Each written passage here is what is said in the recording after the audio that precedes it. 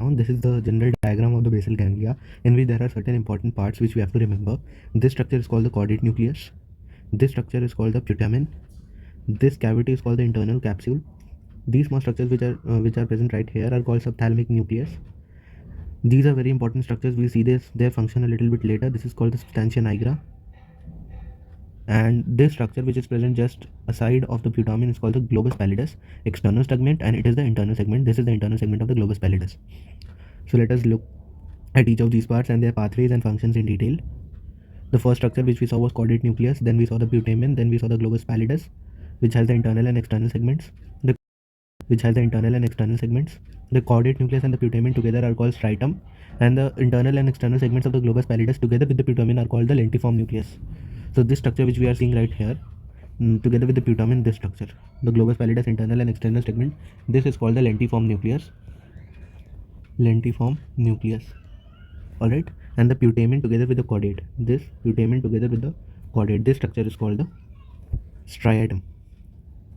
All right, so let's move further. This part is called the thalamus. This is the thalamus. It has ventral anterior nuclei and the ventral lateral nuclei.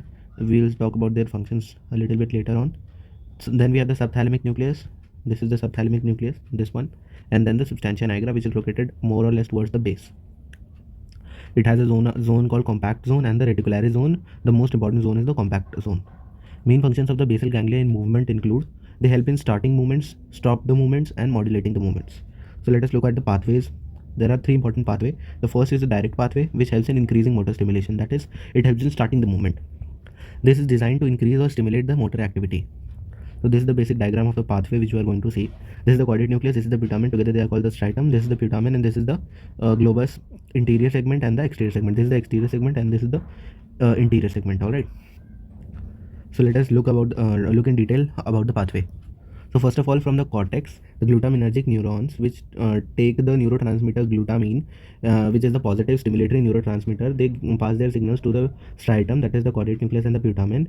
So these stimulatory signals are passed from the cortex to these striatum of the basal ganglia.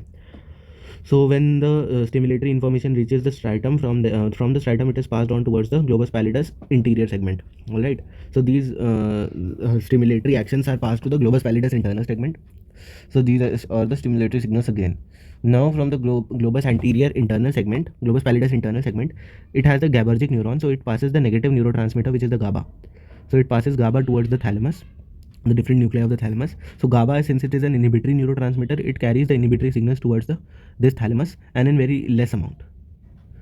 Since it is carrying inhibitory signals from an inhibitory neurotransmitter, that is GABA, in very less amount. So if we have less GABA, then it means that we have less stimulation, less destimulation, or less inhibition. Less GABA is equal to less inhibition, which is also equal to more stimulation. All right. So if we have less inhibition, then we have more stimulation. So this way, the GABAergic neurons, these GABAergic neurons are highly stimulated because they are receiving very less quantity of neuroinhibitor GABA, and in this way, when these again reach to the cortex, and which results in stimulating the motor activity, that is starting of the motor movements. That's the main function which we have seen, that this is designed to increase or stimulate the motor activity. So this is the basic concept of the first pathway. These are the actions of how these neurotransmitters work. We have already seen in the first lecture that of neurology playlist that what GABA does, it initiates the potassium ion from the inside to move outwards, and the chloride ions outside to move inwards. As a result, they create a net negative charge towards the internal side of the neuron, which is called the hyperpolarization. And what the stimulatory neurotransmitters such as glutamine or acetylcholine they open the voltage gated ion channels and facilitate the movement of the positively charged ions from the outside to the inside. As a result, they help in creating a net positive charge on the inside of the neuron, which is called the depolarization. All right. We have already seen this in first part. Now let us look at the second pathway, which is the indirect pathway. This is used for decreasing or destimulating the motor activity, which we have already seen, that is the stopping of the movements. So now let us see this pathway, and this pathway, in addition to the globus pallidus and the striatum, it also includes this structure. All right. Now let us discuss about this pathway. So similar to the previous pathway, in this also, from the cortex, glutaminergic neurons carries the stimulatory signals from the cortex to the striatum, that is the caudate nucleus and the putamen. From the putamen and the caudate nucleus, this time the signals are passed to the globus pallidus external segment. All right. Earlier they were passed directly to the internal segment, but now they are passed to the external segment. Since these are stimulatory signals, and the neurons which come out of the globus pallidus external segment are GABAergic. So as a result, when they carry this information from the globus pallidus external segment to this structure, which is the subthalamic nuclei, this is the subthalamic nuclei which we have already talked about earlier. They are the inhibitory signals, that is, they are destimulatory because they are coming from the neurotransmitter GABA. All right, since GABA is a negative neurotransmitter, or we can say neuroinhibitor, it destimulates the signals which are coming here in the subthalamic nuclei. Subthalamic nuclei also has GABAergic neurons which pass away from it. Since it is receiving less GABA means less destimulation or less inhibition, which indirectly means more stimulation. We have already talked about this. So this is a result of less GABA, that the neurons which are passing from the subthalamic nuclei back to these globus pallidus internal segment are more stimulatory. So these are more stimulatory, and the neurons which go from the globus pallidus internal segment to the nuclei of the thalamus are glutaminergic. So as a result of the stimulation, they are also stimulatory. They are positive neurotransmitters which are stimulatory. From the thalamus, since the neurons which pass from the thalamus to the cortex are GABAergic, since it is receiving increased quantity of neurostimulators, so more and more GABA will rush towards the cortex from the thalamus. As a result, it will have an inhibiting signals. This will result in destimulating or decreasing the motor activity. So this was about the basic concept of the indirect pathway. Now let us look at the last pathway, which is the nigrostriatal pathway, which helps in modulation of direct and indirect pathway. That is, it increases the motor activities through the direct pathway also and through the indirect pathway also. We'll see how. So first look at how it increases the motor activity through the direct pathway. As we already know that the direct pathway itself was also increasing the motor activity, but this is like a more contribution to the direct pathway, that it also enhances the activity of the direct pathway by enhancing the motor activity more. So this is the cortex, this is the striatum, that is the caudate nuclei and the putamen, this is the globus pallidus segment. So these are the glutaminergic neurons which are coming from the cortex to the striatum. In addition, this time this is the structure called the substantia nigra.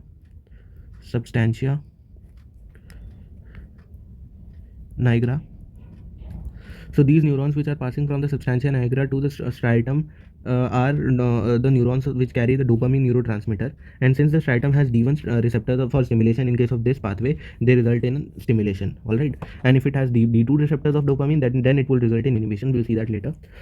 Since this time it has D1 receptors, it will result in stimulation. So this is an overall positive stimulation which we have received till now. Now these neurons will pass from the striatum to the globus pallidus internal segment, and these will be stimulatory neurons. Now the neurons which will go from the globus pallidus internal segment to the thalamus will be destimulatory or inhibitory because they carry the neurotransmitter GABA.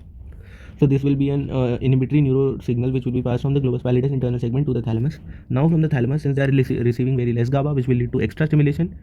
In the same way, extra stimulation will lead to the increased motor activity when these signals will pass from the thalamus to the cortex. So this is the modulation of direct pathway, that is, it helps in enhancing the motor activity which was earlier also increased by the direct pathway. This is a supplement to it.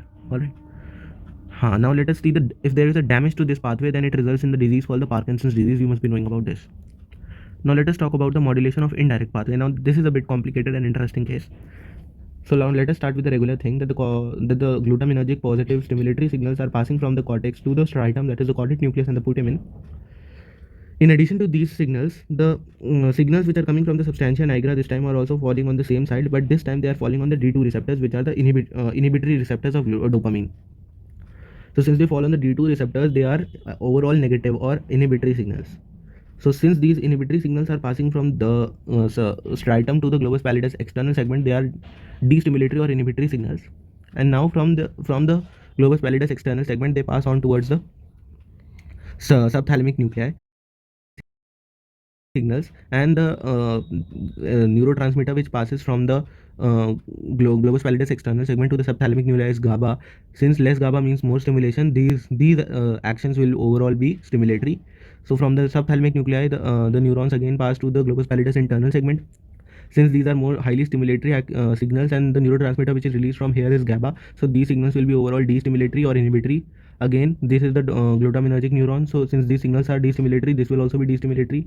Now from here, if there is less stimulation, less GABA, which means more stimulation, since the neurotransmitter which passes from here to here is GABA, it will result in more stimulation, and in this way it will result in increasing of the motor activity.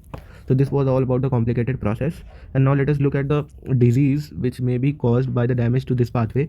Some of the diseases which we have to remember is the Huntington's disease, the Wilson's disease, and the extrapyramidal syndrome. We'll talk about these diseases in detail later, but for now you just have to remember that these are caused due to the damage to the indirect pathway. Thanks.